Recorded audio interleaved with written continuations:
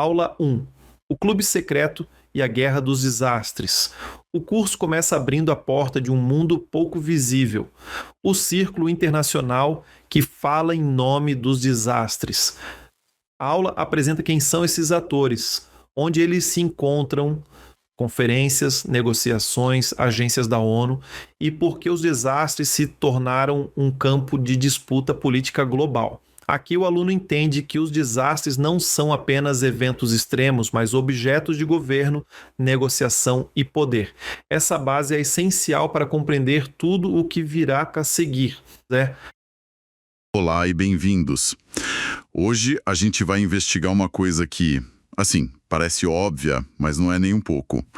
Como o mundo aprendeu a responder a um grande desastre natural. A pergunta aqui não é bem se o mundo ajuda, porque, bom, a gente vê que sim. Mas como essa ajuda toda começou a ser organizada de verdade. A gente está se baseando aqui num capítulo muito interessante chamado Histórias de um Mundo Fragmentado, que mostra que não tem uma única resposta para isso. Na verdade, são duas histórias que nasceram separadas, quase que em mundos paralelos, e que acabaram moldando tudo que a gente entende hoje por resposta a desastres. Uma nasceu no meio do caos, da necessidade de botar ordem na ajuda. A outra nasceu em laboratórios, do desejo de prever e entender a natureza. É uma ótima forma de colocar a questão, porque essas duas histórias não são só o passado, sabe? Elas são o DNA dos debates que a gente vê até hoje. E o mais curioso é que elas representam duas filosofias quase opostas. De um lado, os resgatadores, a turma da ação imediata. Do outro, os cientistas, a turma do planejamento, da prevenção. A nossa conversa hoje vai ser sobre como esses dois mundos que, assim, mal se falavam, acabaram se chocando e, de certa forma, foram forçados a se unir para criar o sistema global que a gente tem. E vão ver que essa história tem de tudo. Pressão da mídia, política da Guerra Fria e até uma dose de culpa coletiva. Certo. Vamos começar a desembrulhar isso. A primeira história, então, é a do mundo que precisava de coordenação. Qual era o cenário aqui? Onde e quando essa necessidade explodiu? A gente está falando principalmente das décadas de 1970 e 1980. O que acontece nesse período é uma combinação de desastres terríveis com muitas vítimas e uma novidade tecnológica que muda tudo. Ao surgimento das notícias 24 horas. Exatamente. Pela primeira vez, com canais como a CNN, o mundo assistiu a um terremoto ou uma enchente quase em tempo real. E imagino que isso tenha colocado uma pressão gigantesca nos governos. Não dava mais para esperar uma semana para mandar uma nota oficial. A câmera estava lá, ao vivo, e a pergunta no ar era: e aí, o que vocês vão fazer? Exato. A fonte que a gente analisou descreve isso muito bem. A pergunta na tela era: o que a Espanha está fazendo? O que os Estados Unidos estão fazendo? A necessidade de agir e, mais importante, de ser visto agindo, virou uma prioridade política. E o resultado disso foi uma corrida para o local do desastre. Dezenas de países, centenas de ONGs, equipes médicas, todo mundo querendo ajudar. Só que isso criou um problema novo e gigantesco. O caos. Todo mundo chegando ao mesmo tempo, sem ninguém para dizer: vocês ficam aqui, vocês vão para lá. Um caos absoluto. A gente ouve histórias dessa época de, por exemplo, 5 equipes médicas de países diferentes tentando montar um hospital no mesmo pedaço de terra, enquanto a 10 quilômetros dali não havia ninguém, ou de carregamentos de ajuda que chegavam e não tinham como ser distribuídos, porque ninguém sabia o que era prioridade. A boa intenção estava gerando mais confusão. Foi nesse contexto que surgiu a ideia de que era preciso uma torre de controle. E essa torre foi a UNDO, criada em 1972. UNDO. O que era isso na prática? Era a ONU tentando ser essa torre de controle para ajuda humanitária. Isso, a Organização das Nações Unidas para a Coordenação de Socorro em Casos de Desastre. A missão era exatamente essa, tentar organizar o fluxo de ajuda. Mas o interessante é que a criação dela já nasceu de uma briga política. A fonte mostra que países como a França torceram o nariz com medo de que isso fosse uma violação da sua soberania, tipo, a ONU vai mandar no meu território. Exato. E até mesmo outras agências da ONU, como a Unicef, ficaram com medo de perder espaço.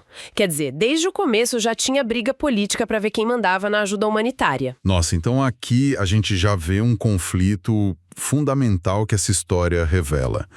De um lado você tem a turma do vamos salvar vidas agora, quase como bombeiros com uma lógica militar e hierárquica, onde a urgência é tudo.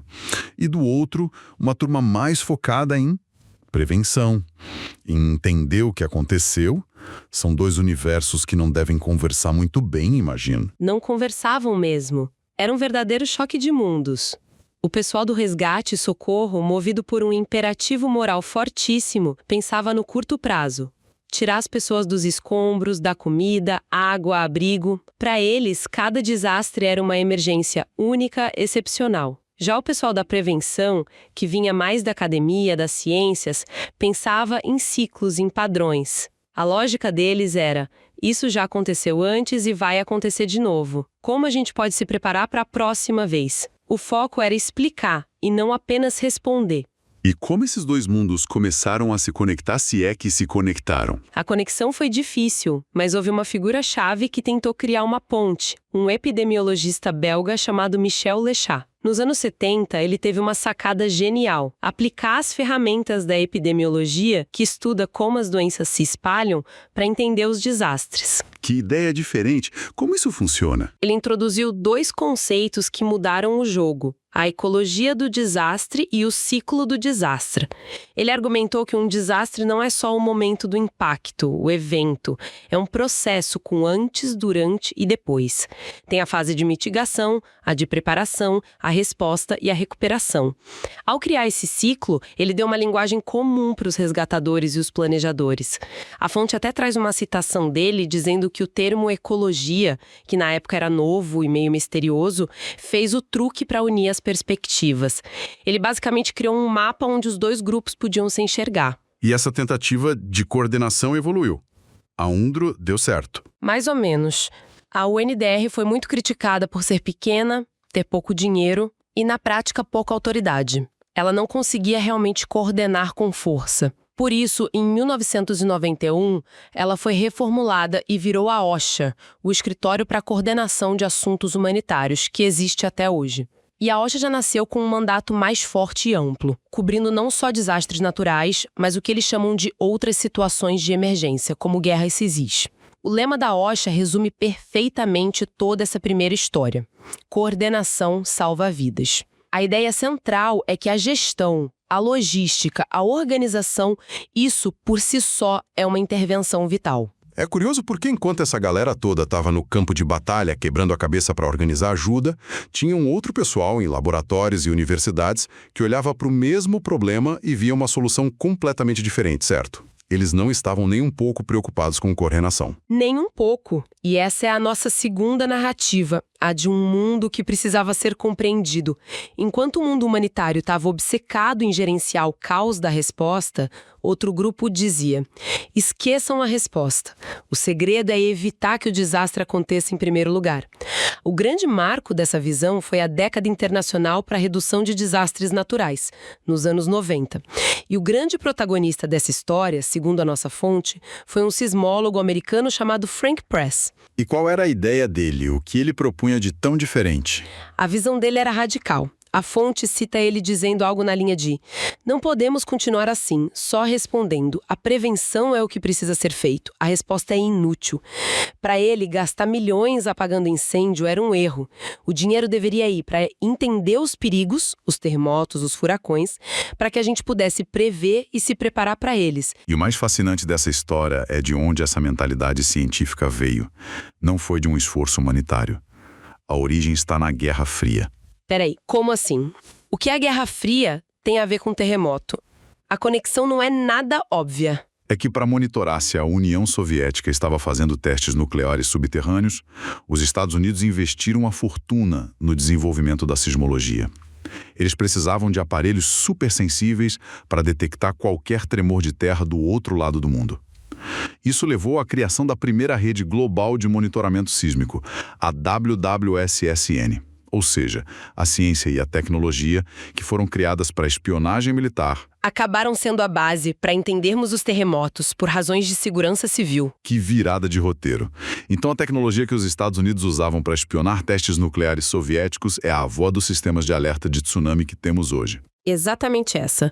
Foi uma transferência de conhecimento e tecnologia de um campo para o outro. E figuras como Frank Press foram essenciais para fazer essa tradução. Ele não era só um cientista, ele foi diretor de um grande centro de pesquisa, o Caltech, e também conselheiro científico do presidente Jimmy Carter. Ele transitava entre a ciência e a política e por isso conseguiu convencer o mundo a abraçar a ideia de uma década da prevenção. E a filosofia por trás disso era bem diferente da do pessoal da coordenação, então. A lógica aqui era quase de engenharia, né? Se o problema é o terremoto, a solução é um prédio que não cai. Se o problema é o furacão, a solução é um sistema de alerta que avisa com 3 dias de antecedência. O foco era todo no perigo em si, não nas pessoas. Perfeito. A fonte chama isso de uma perspectiva centrada no perigo. A solução é primariamente tecnológica e científica. E essa mentalidade também tem uma origem militar. As primeiras pesquisas sobre estudos de desastre nos Estados Unidos foram financiadas para entender como a população se comportaria depois de um ataque nuclear. A lógica é a mesma. Um evento externo, poderoso e inevitável atinge a sociedade, e o nosso trabalho é mitigar os danos com engenharia e planejamento. Ok, então temos 2 tribos que não se bicam, os coordenadores e os cientistas. Em algum momento essas 2 narrativas tiveram que colidir, certo? Colidiram feio. Dentro do próprio campo da ciência já havia briga. Por exemplo, a abordagem super tecnológica do Frank Press ganhou a disputa contra a de outro grupo liderado por um geógrafo chamado James K. Mitchell. Mitchell defendia uma abordagem mais pé no chão, focada em usar o conhecimento local das comunidades e em treinamento, em vez de só apostar em satélites e sensores. Mas a visão da alta tecnologia venceu. E, em resposta a essa visão centrada no perigo, nasceu uma contranarrativa muito poderosa, principalmente vinda de cientistas sociais da América Latina. E o que eles diziam? Eles criaram o que ficou conhecido como o paradigma da vulnerabilidade. A ideia central, defendida por uma rede de pesquisadoras chamada LaRed, era de que o desastre não é o evento natural. O desastre são as condições sociais que fazem com que as pessoas sejam vulneráveis a esse evento. Isso muda tudo. Quer dizer, o problema não é a chuva, é a casa construída no lugar errado pela razão errada. Exato. A fonte usa um exemplo perfeito que resume essa visão. Um deslizamento de terra não é um desastre porque a terra se moveu, mas porque pessoas pobres foram forçadas por condições econômicas e políticas a construir suas casas em encostas instáveis. A culpa não é da natureza, é da estrutura social. A fonte tem uma frase que captura a essência disso. As pessoas são constrangidas, não são livres para escolher onde moram. Isso foi uma crítica direta à abordagem puramente tecnológica dos sismólogos. Então, no final dos anos 90, o cenário era uma confusão total. Tinha a turma da OSHA focada na coordenação. Tinha a turma do Frank Press focada em prever o perigo. E tinha a turma da vulnerabilidade, dizendo que os 2 primeiros estavam olhando para o problema errado. Como se junta tudo isso? A ONU tentou. No final da década da prevenção, eles criaram uma nova agência, a UNIAS-DR, a Estratégia Internacional para a Redução de Desastres. E a missão declarada deles era justamente essa, como diz a fonte: harmonizar as formas de pensar, tentar fazer todo mundo sentar na mesma mesa e falar a mesma língua. Mas, na prática, foi um evento terrível que forçou essa harmonização. O tsunami de 2004 no Oceano Índico. Exatamente. Aquele desastre foi um choque tão grande, com mais de 200 mil mortos, que ele expôs as falhas de todos os sistemas. Não havia sistema de alerta precoce no Oceano Índico, o que foi uma falha da visão científica. A resposta humanitária foi gigantesca, mas também caótica em muitos lugares, mostrando os limites da coordenação, e ficou claro que as vítimas foram majoritariamente as populações mais pobres e vulneráveis. Foi um evento que deu razão a todo mundo e, ao mesmo tempo, mostrou que ninguém estava certo sozinho. Sentimento de culpa global. A fonte traz uma citação muito forte de um ex-oficial da UNICDR que diz: o tsunami fez com que todos os doadores se sentissem culpados. E essa culpa coletiva abriu as torneiras do financiamento como nunca antes. De repente, havia bilhões de dólares disponíveis para prevenção. O resultado direto disso foi a criação do Marco de Ação de Hyogo em 2005. Foi o primeiro grande acordo global que tentou de verdade costurar essas três visões: a coordenação humanitária, a ciência do perigo e a análise da vulnerabilidade. Foi a primeira tentativa real de fazer as duas histórias originais conversarem de forma estruturada. Então, se a gente for resumir a jornada até aqui, o que tudo isso significa, a grande lição é que o sistema que temos hoje não foi projetado de uma vez só.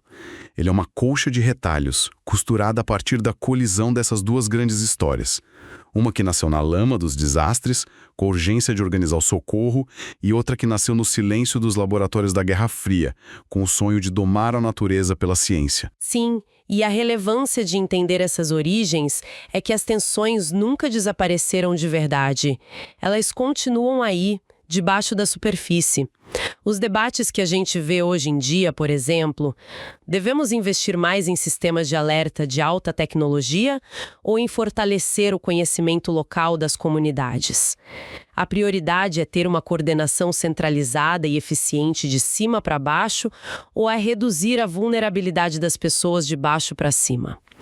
Tudo isso são ecos diretos daquelas duas genealogias que a gente explorou.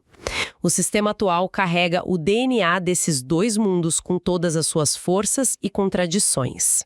E isso nos leva a um último ponto para a reflexão.